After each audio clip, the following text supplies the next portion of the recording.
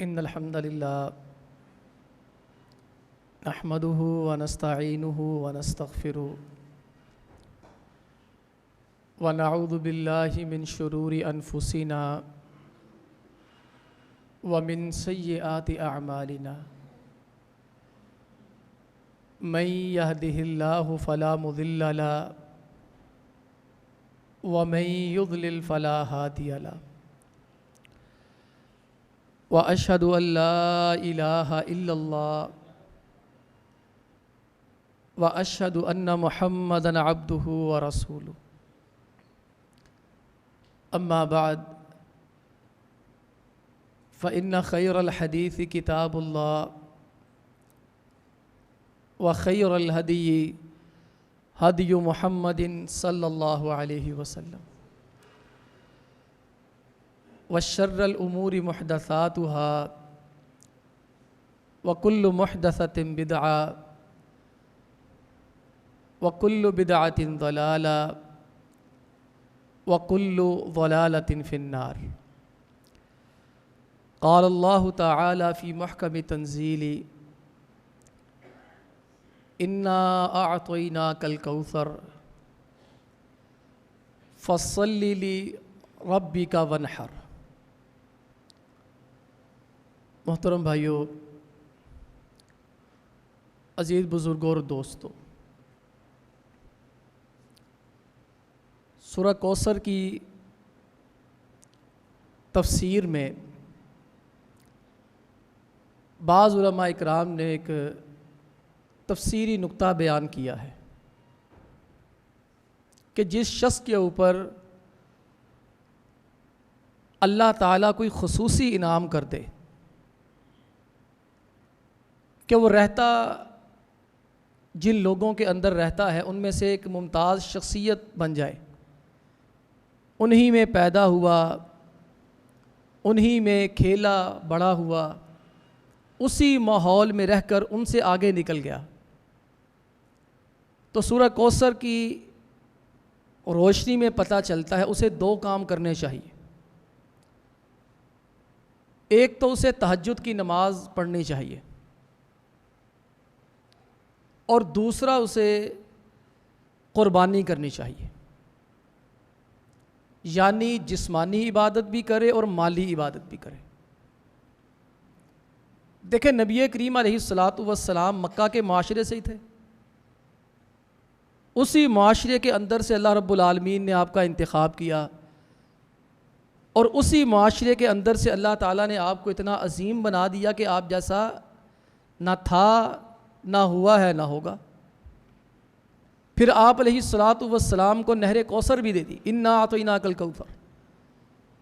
اللہ فرماتے ہم نے آپ کو نہر کوثر دے دی ہے۔ نہر کوثر میں جو اشارہ ہے اصل میں وہ امت محمدیہ کی کثرت کی جانب اشارہ ہے، کہ جس کے اندر جو رکھے ہوئے پیالے ہیں پانی پلانے کے لیے، آپ علیہ السلام فرماتے ہیں ان کی تعداد ستاروں سے بھی زیادہ ہے۔ اس میں اشارہ ہے کہ آپ پریشان نہ ہوں، آپ بڑے غم کھاتے ہیں نا کہ مسلمان کوئی نہیں ہوتا، اتنے مسلمان ہوں گے کہ آسمان کے تاروں سے زیادہ مسلمان ہو جائیں گے۔ ہر بندے کو ایک ایک پیالہ جو ملنا ہے، تو ستاروں سے زیادہ اس میں پیالے پڑے ہوئے ہیں، تاروں سے زیادہ، تو مراد کیا ہے؟ امت محمدیہ بہت زیادہ ہوگی۔ اچھا، آپ کے اوپر احسان ہوا، خصوصی کرم ہوا، کرنا کیا ہے؟ فصلی لربک۔ ایک تو آپ نے تہجد کی نماز بڑی پڑھنی ہے، نمازیں آپ علیہ السلام ویسے ہی پڑھتے تھے، آپ نے تہجد کا اہتمام خصوصی کرنا ہے، آپ پہ فرض ہے۔ آپ علیہ السلام عشاء کے بعد کھڑے ہوتے فجر تک پڑھا کرتے تہجد۔ اگلا مسئلہ ہے ونحر، آپ نے اونٹ ذبح کرنے ہیں۔ قربانیوں میں سب سے افضل قربانی اونٹ ہے، اور حجۃ الوداع کے موقع پہ نبی کریم علیہ الصلوۃ نے کتنے اونٹ ذبح کیے تھے؟ 100 اونٹ ذبح کیے، یعنی آپ علیہ الصلوۃ نے 1000 کے قریب قربانی کی۔ قربانی 100 بنتی ہے لیکن اس کا ثواب 1000 کے برابر ہے، 10 کے برابر ہے۔ تو یہ ایام جا رہے ہیں، قربانی کے ایام ہیں، ہم بھی انشاءاللہ آج قربانی سے متعلقہ ہی مختصر کچھ پوائنٹ لیں گے، 8-10، ہر پوائنٹ پہ 2-2 3-3 منٹ تاکہ جو اہم اہم مسائل ہیں وہ ہمارے سلجھ جائیں اور حل ہو جائیں۔ تو قربانی کے اندر سب سے پہلا مسئلہ جو آتا ہے وہ نیت صاف رکھیں۔ لن ینال اللہ لحومها ولا دماؤها، اللہ فرماتے تم جو قربانیاں ذبح کرتے ہو مجھے ان کا خون نہیں پہنچتا، میں ان کا گوشت میں نہیں کھاتا۔ لن ینال اللہ لحومها، اللہ فرماتے تمہاری قربانیوں کا گوشت مجھے جاتا ہے، ولا دماؤها، یہ قربانیوں کا خون زمین پہ بہتا ہے، قربانیوں کا گوشت تم آپس میں مل جل کے کھا لیتے ہو۔ اللہ کو نہ گوشت مطلوب ہے نہ اللہ کو خون مطلوب ہے، وَلَٰكِن يَنَالُهُ التَّقْوَىٰ مِنْكُمْ، اللہ تعالیٰ تمہارا تقوی چاہتے ہیں۔ اللہ تعالیٰ یہ چاہتے ہیں جب تم قربانی کرو تو تمہارے اندر ریاکاری نہیں ہونی چاہیے، تمہارے اندر شوخی اور شرارت نہیں ہونی چاہیے، تمہارے اندر یہ نہیں ہونا چاہیے فلانے نے 10 بکرے لیے ہیں تو میں نے 11 لینے ہیں، تمہارے اندر یہ نہیں ہونا چاہیے کہ لوگوں کا انتظار کرتے پھرو کہ یہ 10 لاکھ کا بیل لے کر آیا ہے میں نے 12 لاکھ کا لینا ہے۔ تمہارے اندر یہ نہیں ہونا چاہیے کہ قربانیاں لینے کے بعد تم ان کے ساتھ سیلفیاں کھنچاتے پھرو، قربانیاں لینے کے بعد جب ان کو ذبح کرنے کا وقت آئے تو تم اس وقت اس کی ویڈیو بناتے پھرو۔ لن ینال اللہ لحومها ولا دماؤها ولکن ینالہ التقویٰ منکم، اللہ فرماتے مجھے گوشت بھی نہیں چاہیے، مجھے خون بھی نہیں چاہیے، اور اس کے ساتھ ساتھ اللہ تعالیٰ فرماتے ہیں مجھے تقویٰ چاہیے تمہارا۔ وہ میں عرض کیا کرتا ہوں بادشاہ کا واقعہ کہ جب نیت خراب ہوتی ہے نا تو عمل سارا تباہ ہو جاتا ہے۔ ایک بادشاہ جا رہا تھا اپنی رعیت کا سفر کر رہا تھا، راستے میں بڑا شاندار باغ نظر آیا، بادشاہ جا گیا، پیاس لگی، پانی مانگا تو باغ کا جو مالک تھا اس نے بادشاہ کو انار کا جوس پیش کیا۔ بادشاہ نے جوس پیا، بڑا مزہ آیا، میٹھا جوس ہے، بادشاہ کا دل للچایا۔ بادشاہ نے کہا میں کیوں نہ اس باغ پہ قبضہ ہی کر لیتا ہوں، میری مملکت کے اندر اتنا شاندار باغ ہے، میں اس باغ پہ قبضہ جماتا ہوں، اس باغ کو میں حاصل کر لیتا ہوں، چھین لیتا ہوں، میں بادشاہ مجھے کون کچھ کہے گا۔ نتیجہ کیا نکلا؟ بادشاہ نے اگلا گلاس منگوایا، اگلا گلاس کھٹا نکل آیا۔ جب کھٹاس محسوس ہوئی بادشاہ نے مالک کو بلا کے شکایت کی، پہلا جو تمہارا جوس تھا وہ اتنا شاندار اور میٹھا تھا، یہ کھٹا کیوں ہے؟ اس نے کہا بادشاہ سلامت، میرا جوس کھٹا نہیں ہو سکتا، میرے باغ کا پھل نہیں گندا خراب ہو سکتا، آپ کی نیت گندی اور خراب ہو گئی ہے۔ لن ینال اللہ لحومها ولا دماؤها، اپنی نیتیں صاف کر لیں۔ اللہ تعالیٰ کو 25,000 والا جانور بھی بڑا قبول ہے، 30 والا بھی بڑا قبول ہے اگر نیت صاف ہے۔ اگر نیت صاف نہیں ہے تو بھائیو اللہ رب العالمین کو لاکھوں کروڑوں کا بھی جانور کیوں نہ ہو اللہ کو کوئی قبول نہیں ہے۔ اور دوسری چیز، جس طرح نیت صاف ہونی چاہیے مال بھی صاف ہونا چاہیے۔ اگر نیت کا اہتمام کیا ہے کہ میری نیت صاف ہو، نیت سچی اور خالص ہو، جن پیسوں سے اللہ کے لیے قربانی خریدنی ہے وہ بھی صاف ہونا چاہیے، مجھے 100% یقین ہونا چاہیے، 1000%، 1,00,000% یقین ہونا چاہیے کہ میرے مال کے اندر کسی قسم کی حرام کی آمیزش نہیں ہے۔ ان اللہ تعالی طیب لا یقبل الا طیبا، اللہ کے نبی علیہ الصلوۃ والسلام فرماتے اللہ پاک ہے اور اللہ اپنی راہ میں پاکیزہ چیز کے سوا کسی چیز کو قبول نہیں کرتا۔ اس چیز کا بھی ہم اہتمام کریں، جہاں اپنی نیت کو پاک کریں اللہ کے بندوں مال کو بھی پاک کریں۔ اور تیسری چیز جو قربانی کے متعلق ہے، قربانی کے جانور کی عمر کا خیال کیجئے۔ پہلے ہم خریدنے جاتے ہیں، ایک تو یہ چیز دیکھنے میں آئی ہے لوگ مصروف زیادہ ہو گئے، ان کے پاس شام کا وقت ہوتا ہے، کاروبار کرتے ہیں، شام کا رات کا وقت ہوتا ہے، وہ وقت نکلتا ہی وہی ہے، وہ مجبوری کی وجہ سے اسی وقت جاتے ہیں۔ اور بیپاری حضرات جو ہوتے ہیں یہ بھی بڑے تیز ہوتے ہیں، اس وقت لائٹوں کا اہتمام صحیح نہیں کرتے، اور اس کے بعد لوگ جانور خرید لاتے ہیں۔ بسا اوقات شکوہ ہوتا ہے جانور کی عمر تھوڑی ہوگی، ہم کر سکتے ہیں؟ بالکل نہیں کر سکتے۔ بھائی آپ کو شریعت نے پہلے سمجھا دیا ہے لا تذبحوا الا مسنہ، اللہ کے نبی علیہ الصلوۃ والسلام فرماتے ہیں دوتا جانور کرنا ہے، 2 دانت والا۔ اب یہاں ایک اور چیز کی میں تھوڑی سی وضاحت کرتا چلوں۔ بعض حضرات کہتے ہیں بکرا فرض کر لینا، دونتا، ہر جانور کی مختلف عمر ہوتی ہے، بکرا جو 1 سال سے تجاوز کر جاتا ہے وہ دونتا ہو جاتا ہے۔ اب یہاں بعض لوگ ایک سوال پیدا کرتے ہیں، جانور 1 سال کا ہو گیا ہے مگر اس کے 2 دانت نہیں آئے، یہ ہوتا ہی نہیں ہے، یہ ممکن نہیں ہے۔ اللہ کے بندو جب جانور سال کا ہوتا ہے نا اسی وقت اس کے دانت گر جاتے ہیں، آپ مجھے یہ بتائیے کیا ہمارے پاس جانوروں کے برتھ سرٹیفکیٹ پڑے ہوئے ہیں؟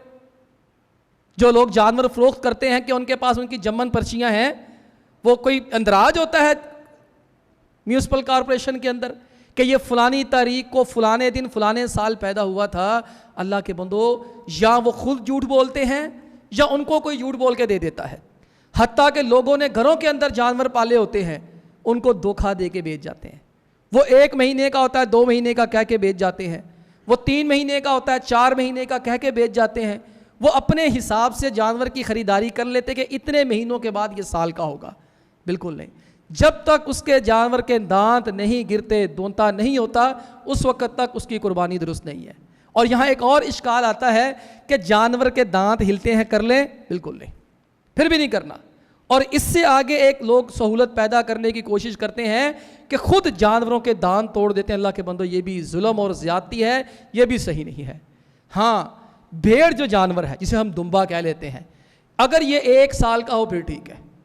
اللہ کے نبی علیہ الصلوۃ والسلام نے اس کے اندر اجازت دے دی ہے اگر بھیڑ کا جانور 1 سال کا ہو۔ اس کے بعد کچھ تھوڑے سے اور 2-3 اہم مسئلے ہیں جو موجودہ دور سے تعلق رکھتے ہیں۔ ایک ہے آن لائن، دنیا بڑی تیز ہو گئی ہے، کاروبار بڑا تیز ہو گیا ہے، خصوصاً کورونا کی وجہ سے تو پوری دنیا عالمی جو مارکیٹ ہے وہ کریش ہو گئی ہے، اور لوگوں کی آمد و رفت کے ذرائع بڑے کم ہو گئے ہیں۔ آپ بھی جانتے ہیں، ہماری گورنمنٹ نے بھی ہدایات دی ہیں اور ہم اس کو SOPs کو مانتے ہیں، بالکل ان کے اوپر عمل ہونا چاہیے اگر وہ خطرہ ہے کسی چیز کا۔ تو یہاں ایک نیا جو اس دفعہ ایشو اٹھا ہے، آن لائن قربانی خریدنے کا مسئلہ۔ کیا آن لائن قربانی خریدی جا سکتی ہے؟ اس کے اندر ذرا ایک احتیاط کر لی جائے۔ یہ تو ایک طے شدہ مسئلہ ہے کہ ہر وہ چیز خریدی جا سکتی ہے جس کی صفات آپ کو پتہ ہو۔ ایک عمومی آن لائن خریداری ہے، آن لائن خریداری عمومی ہو یا آن لائن خریداری جانور کی ہو، سب سے پہلی بات ہے کہ آپ کو جانور کی ویڈیو بالکل کلیئر ہونی چاہیے، اور آپ کو جانور کی تصاویر بالکل کلیئر ہونی چاہیے، اور اس کے بعد جو بندہ بیچ رہا ہے اس کا بھی پتہ ہونا چاہیے، فراڈ نہ ہو۔ کیونکہ یہ تو ایک طے شدہ بات ہے، فوڈ پانڈا ہو، آپ اس پہ 70% ڈسکاؤنٹ لیتے ہیں، آن لائن خریداری ہے، آپ دیکھ لیں فوڈ پانڈا کے ذریعے سے جو پیزا آتا ہے وہ اس پیزے کا مقابلہ نہیں کر سکتا جو اس کے بغیر آتا ہے۔ اسی طرح سوٹوں کی خریداری، لوگوں نے شکایت اور شکوہ کیا ہے، آن لائن خریداریاں ہوتی ہیں، مارکیٹ کے اندر لوگوں کے پاس ٹھکانہ نہیں ہے، وہ اپنے گھروں کے اندر چیز لے کے بیٹھے ہوئے ہیں، یا وہ نیٹ کے اوپر جعلی اکاؤنٹ، جعلی کمپنیاں، فراڈ کمپنیاں، بوگس کمپنیاں بنا کے بیٹھے ہوئے ہیں۔ آپ ان کے ساتھ بارگیننگ کرتے ہیں، بات کرتے ہیں، جھوٹی تصویریں دیتے ہیں، جھوٹی ویڈیو دیتے ہیں، آپ کے ساتھ سودے بازی طے ہو جاتی ہے، معاملہ طے ہوتا ہے، پھر جا کے مارکیٹ سے چیز خرید کے پھر آپ کو لے کر دیتے ہیں۔ اگر کوئی آن لائن خریداری کر رہا ہے، بیچ رہا ہے، فروخت کر رہا ہے، سب سے پہلی بات ہے تو میں یہ عرض کروں گا آپ کے پاس وہ تصاویر ڈاؤن لوڈ ہونی، ویڈیو ڈاؤن لوڈ ہونی چاہیے۔ جو جانور کی ویڈیو دکھائی گئی ہے آپ کے پاس سیو ہونی چاہیے، تصاویر سیو ہونی چاہیے۔ اس کے بعد وہ بندہ آئے، جانور لے کر آئے، تو شریعت نے اختیار دیا ہے اگر کوئی بندہ کسی سے کوئی چیز خریدتا ہے، صفات طے کر لیتا ہے مجھے یہ چیز اس قیمت کی، اس صفت کی چاہیے، اگر وہ بندہ اس چیز کے اوپر پوری نہیں اترتا وہ چیزیں واپس کی جا سکتی ہے۔ اس لیے آن لائن خریداری کے بارے میں نہ میں یہ عرض کروں گا کلی طور پر حرام ہے، نہ میں یہ کہوں گا کلی طور پر جائز ہے۔ جو میں نے طریقہ کار بتا دیا ہے اسی کے مطابق چلنا پڑے گا۔ اور اسی سے ملتا جلتا ایک اور مسئلہ آتا ہے، مارکیٹنگ کا دور ہے، جدت کا دور ہے، یہ بڑے بڑے مارٹ کھل گئے ہیں، بہت بڑے بڑے مارٹ کھل گئے ہیں، آپ دیکھتے ہیں بڑے بڑے شاپنگ پلازے کھل گئے ہیں، ان کے پاس آپ کو سوئی سے لے کے گاڑی مل جاتی ہے۔ اب یہاں مارٹ والے جو حضرات ہیں وہ جانور فروخت کرتے ہیں وزن کر کے، وہ کہتے ہیں آپ وزن کر لیں، وزن کرنے کے بعد آپ جانور خرید لیں۔ اس کے اندر بھائیو 2 چیزوں کو ذہن نشین کر لیں اچھے طریقے سے۔ شریعت نے جو صفات مقرر کی ہیں وہ دیکھی جائیں گی سب سے پہلے، وزن کو ہم چھوڑیں گے، پہلے وزن کو چھوڑ دیا جائے گا، وزن کو پرے کریں گے۔ سب سے پہلے دیکھیں گے نبی کریم علیہ الصلوۃ والسلام نے جو صفات بیان فرمائی ہیں، جانور کے اندر کوئی آنکھ خراب نہیں ہونی چاہیے، جانور کی ٹانگ کا مسئلہ نہیں ہونا چاہیے، جانور کے بازو درست ہونے چاہیے، کان، اس کے جتنی اوصاف دانت وغیرہ بیان کیے ہیں اس میں عیوب نہیں ہونے چاہیے، تھوڑے بہت عیب کی خیر ہے۔ جو عیوب بیان کیے گئے نا اگر وہ 10 15 20% ہے پھر 25% خیر ہے، اگر زیادہ کام تجاوز کر جاتا ہے 30 35 40% پھر اس جانور کی قربانی نہیں کرنی.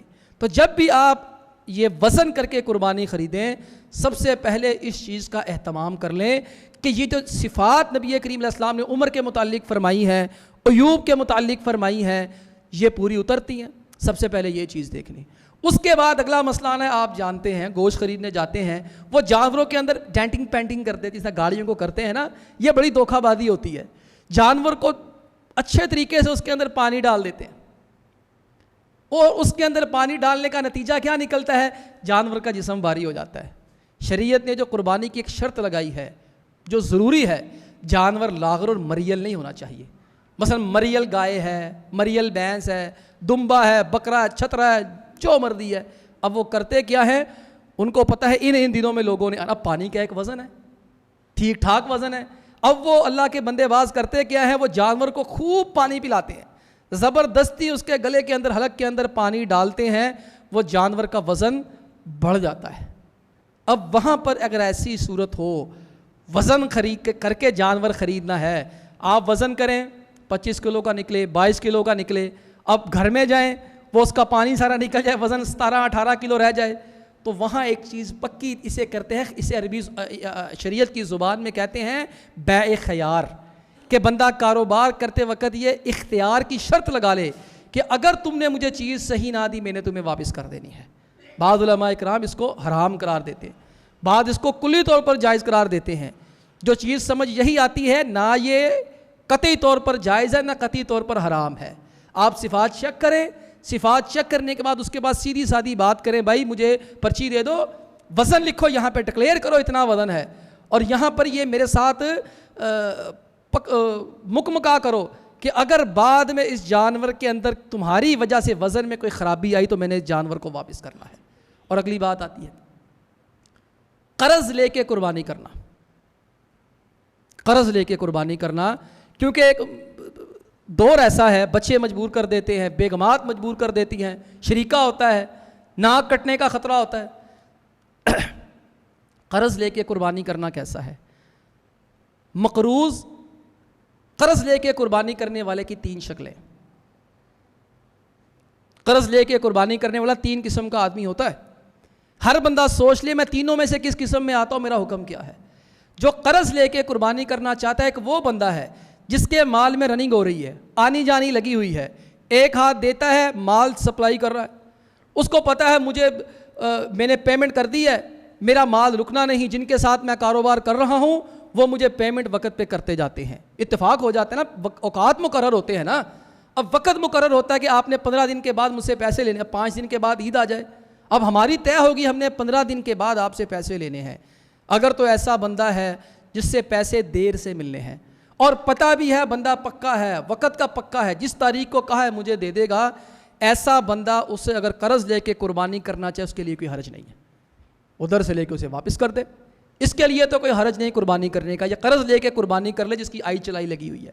دوسرا بندہ وہ ہے جس نے کسی سے قرض لیا ہوا ہے، لیکن اس بندے نے اس کو کہا جب مرضی تمہارے پاس پیسے ہوں مجھے دے دینا. مقروض ہے نا، قرض دے کے وہ قربانی کرے، وہ اس کے پاس قربانی کے پیسے ہیں، لیکن وہ بندہ جس سے اس نے ادھار لیا ہے، اس نے اس کو کیا کہا ہے، یار جب تمہارا دل چاہے مجھے پیسے دے دینا. یہ مقروض بھی قربانی کرنا چاہے تو کر سکتا ہے. اور اگلا جو تیسرا مقروض ہے جسے قربانی نہیں کرنی چاہیے، وہ بندہ جس نے کسی کے پیسے دینے ہیں اور مقروض نے اس کے ساتھ ڈیٹ فکس کر دی، جس نے پیسے دیے ہیں اس نے اس کے ساتھ ڈیٹ فکس کر دی ہے، اس تاریخ کو میں نے تم سے پیسے لینے ہیں. ایسے بندے کو قربانی کرنا درست نہیں ہے، کیونکہ قربانی کرنا سنت مؤکدہ ہے اور قرض ادا کرنا واجب ہے. جو تیسرا بندہ ہے اس کو قربانی کرنے کی بجائے قرض کی ادائیگی کی جانب توجہ کرنی چاہیے. ایسے ہی ہمارے بعض علماء اکرام جیسے امام ابو حنیفہ رحمہ اللہ کا فتویٰ ہے کہ رات کو قربانی کرنا مکروہ ہے. ہمارے جو حنفی بھائی اور دوست ہیں ان کے ہاں رات کی قربانی مکروہ ہے، جائز ہے، کوئی حرج نہیں ہے. جن علماء اکرام نے رات کی قربانی کو مکروہ قرار دیا ہے اس کی بھی سمجھ آتی ہے. اس کی سمجھ یہ آتی ہے کہ وہ لوگ کہتے ہیں جو لوگ رات کو قربانی کرتے ہیں نا، وہ اصل میں غریبوں میں گوشت تقسیم نہیں کرنا چاہتے. یہ تو اب ہمارے معاشرے کے اندر ہو گیا ہے نا قربانی کرنے کا سسٹم. تو عرب کے معاشرے کے اندر جب دین اسلام تھا اس وقت تو الحمدللہ سخی لوگ تھے اور مشرک بڑے سخی ہوتے تھے. آپ تصور کریں نا, جنگ بدر سے پہلے ہر مشرک روزانہ 10 اونٹ ذبح کرتا تھا اپنے پلے سے. وہ شوخی کے لیے کرتے تھے نا. ابو جہل بڑا سخاوت کرنے والا تھا, یہ لوگ بڑے سخی تھے. اللہ کے نبی علیہ الصلوۃ والسلام جیسا سخی تو ہوا ہی نہیں. نبی کریم علیہ الصلوۃ والسلام نے حجۃ الوداع کے موقع پر 100 اونٹ ذبح کیے. 63 اپنے دستے مبارک سے 37 جناب علی مرتضیٰ رضی اللہ تعالی عنہ نے کیے. اور آپ نے ذبح کرنے کے بعد کہا تھا یہاں رکھ دو سارے, جس کا جتنا دل چاہتا ہے اتنا لے جائے, کسی کو روکنا نہیں ہے. جس کا جتنا دل چاہتا ہے گوشت اٹھا کے لے جائے. یہ ان لوگوں کی جذبہ سخاوت تھا. وہ لوگ خرچ کرنے کے اندر اور دینے کے اندر بڑے ہی خوش باش تھے. جو علماء اکرام رات کی قربانی کو مکروہ قرار دیتے ہیں وہ اسی لیے مکروہ قرار دیتے ہیں کہ لوگ کہیں اس نیت سے قربانی نہ کریں کہ غریبوں مسکینوں کو پتہ نہ چلے. وہ جیسے سورہ قلم کے اندر وہ ان بھائیوں کا واقعہ ہے نا جن کا باغ تھا. ان کا والد کیا کیا کرتا تھا, جب کھیت کی باغ کی کٹائی ہوتی غریبوں کو کہتا آؤ جو لینا ہے لے کے چلے جاؤ. وہ فوت ہو گیا تو بچوں نے کیا کیا, بچوں نے کہا ابا جی تو پاگل تھے, ابا جی تو بہت غلط کیا کرتے, غریبوں مسکینوں کو پلے سے باندھا ہوا تھا, کیا کریں. سب سیانوں نے مل کے فیصلہ کیا راتوں رات جائیں گے. کہتے راتوں رات جائیں گے, چپ کر کے کٹائی کر لیں گے, پھل اٹھائیں گے, گھروں میں چھپا لیں گے. غریبوں نے صبح کا سوچا کہ ہم راتوں رات ہی چھریاں پھیر دیں گے, ہم سارا کچھ لے جائیں گے. اللہ رب العالمین نے سزا کیا دی, راتوں رات ہی آگ کا بگولا ہے, سارا باغ ہی تباہ ہو گیا. لوگوں کو ڈرنا چاہیے, اس نیت سے علماء کرام نے مکروہ قرار دیا ہے. لیکن ہمارے ہاں آپ جانتے ہیں قصائی حضرات ماشاءاللہ اس موقع کے اوپر بادشاہ اور شہزادے بنے ہوتے ہیں. وہ جہاں جانوروں کی کھالیں اتارتے ہیں وہاں لوگوں کی کھالیں بھی اتارتے ہیں. اس لیے لوگ بسا اوقات مجبوری کی وجہ سے رات کے ٹائم فکس کرتے ہیں, اس میں کوئی حرج نہیں ہے. اور اگلا مسئلہ اسی سے متعلقہ قربانی ہی سے متعلقہ ہے, گوشت کی تقسیم کی جائے. گوشت کی تقسیم کرنی ہے. اللہ رب العالمین نے قرآن کریم میں اس کی تقسیم فرما دی ہے. اللہ تعالیٰ فرماتے فَكُلُوا مِنْهَا, خود بھی کھاؤ. بلکہ مصنون طریقہ یہ ہے کہ انسان جتنی قربانیاں کرتا ہے نا, سب کی گوشت سب کی بوٹیاں ایک ہنڈیاں میں رکھے اور شوربہ پیے. اللہ کے نبی علیہ الصلوۃ والسلام نے 100 اونٹ ذبح فرمائے تھے نا, آپ نے فرمایا تھا ہر اونٹ کی ایک ایک بوٹی نکالو, اور آپ علیہ السلام نے ہر اونٹ کی ایک ایک بوٹی نکال کے شوربہ بنوایا تھا, اور آپ علیہ السلام نے وہ کھائی بھی اور شوربہ پیا بھی. مصنون طریقہ ہے, ایسا کرنا چاہیں یا اپنے طریقوں کے مطابق کرنا چاہیں تو حرج کوئی نہیں. اللہ فرماتے کلوا منہا, خود بھی کھایا کرو. وَأَطْعِمُوا الْقَانِعَ, اور قناعت پسند کو, خوددار آدمی کو کھلایا کرو. جو سفید پوش ہے, اپنی غربت کا کسی کو پتہ نہیں چلنے دیتا, اللہ فرماتے اس کو بھی کھلایا کرو. وَالْمُعْتَرْ, اللہ فرماتے جو فقیر مسکین ہوتے ہیں نا اس کو بھی کھلایا کرو. یہاں میں احباب کی ایک چیز کی جانب توجہ دلانا چاہوں گا, لازماً توجہ دلانا چاہوں گا کہ ہمارے معاشرے کے اندر بس اب لوگوں کے اندر سستیاں, جتنا وقت بڑھتا جا رہا ہے دین سے دوری ہوتی جا رہی ہے. ایک عجیب سا ذہن بن گیا ہے کہ بڑے گوشت کی قربانی غریبوں مسکینوں رشتہ داروں میں تقسیم کر دیں اور چھوٹے گوشت کی قربانی اپنے گھروں میں رکھ لیں. لوگ سوالات کرتے ہیں کہ ہم نے جو ہے وہ ایک بیل لیا ہے, ایک بکرا لیا ہے, ہم یہ چاہتے ہیں بکرا اپنے گھر رکھ لیں اور بیل کیا ہے وہ, کیا یہ جائز ہے؟ اللہ کے بندو, شریعت کا ایک مزاج ہے, سمجھو. اللہ رب العالمین نے بعض چیزوں کو نا انسانی ثواب دید پہ چھوڑا ہے, انسانی ضمیر کے اوپر چھوڑا ہے. اللہ تعالیٰ ہر چیز کے بارے میں کہہ سکتے تھے یہ صحیح ہے یہ غلط ہے. نبی کریم علیہ الصلوۃ والسلام ہر چیز کے بارے میں کہہ سکتے تھے یہ صحیح ہے یہ غلط ہے. لیکن اللہ رب العالمین نے کچھ چیزیں ہمارے ضمیر کے اوپر چھوڑی ہیں, اخلاقیات کے اوپر چھوڑی ہیں, معاشرتی اقدار کی طرف چھوڑی ہیں. میں خود فیصلہ کروں, اگر مجھے پتہ چلے میرے ساتھ کسی نے ایسا کیا ہے, اپنے گھر میں چھوٹا جانور رکھ کر مجھے بڑا دیا ہے, مجھے اچھا لگے گا؟ نہیں اچھا لگے. بھائیو یہ نہ کریں. دیکھیں جو لوگ ہیں وہ خود سوچیں, جو ساری زندگی بڑا چھوٹا ہی کھاتے ہیں, غریب ہم جیسا بندہ ہفتے بعد کھا لیتا ہے, 3 دن بعد کھا لیتا ہے, مہینے بعد کھا لیتا ہے. وہ ہمارے جو مالدار لوگ یا پیسے ان کے سلسلے چلے رہتے ہیں. لیکن جو غریب بندے ہوتے ہیں نا, جو مسکین, اللہ شاہد ہے جن کے گھروں میں کبھی گوشت نہیں پکتا, آپ تو جانور بعد میں کرتے ہیں نا, انہوں نے صبح فجر کے بعد سے ہنڈیاں چڑھائی ہوتی ہے. انہوں نے مسالے تیار کر کے رکھے ہوتے ہیں، پیاز کاٹ کے رکھے ہوتے ہیں، مسالہ بنا کے رکھ دیتے ہیں، گوشت آئے گا تو ہم اس میں ڈال کے فوری پکا کے بچوں کو کھلا لیں گے۔ اللہ کے بندو، ہم تو کھاتے رہتے ہیں، ہم نے رکھ کے کیا کرنا ہے؟ ان کو کھلاؤ، ان لوگوں کی دعائیں لو، ان لوگوں کا جی خوش کرو، اللہ تعالیٰ تمہیں اپنی جناب سے عطا کر دے گا۔ اور باقیہ ذخیرہ کرنے میں بھی کوئی حرج نہیں ہے، ذخیرہ کرنے میں کوئی حرج نہیں ہے، آپ گوشت ذخیرہ کریں لیکن تقسیم ضرور کریں۔ نبی کریم علیہ الصلوۃ والسلام نے پہلے منع فرمایا تھا صحابہ کو، جب آپ علیہ السلام نے غربت دیکھی، آپ علیہ الصلوۃ والسلام نے صحابہ کا فقر و فاقہ دیکھا، عید کے بعد خطبہ ارشاد فرمایا کہ گوشت ذخیرہ نہ کرے، 3 دن سے پہلے ختم کرو۔ مراد کیا تھا؟ وہاں کون سا ڈیپ فریزر تھے جو بچ جانا تھا؟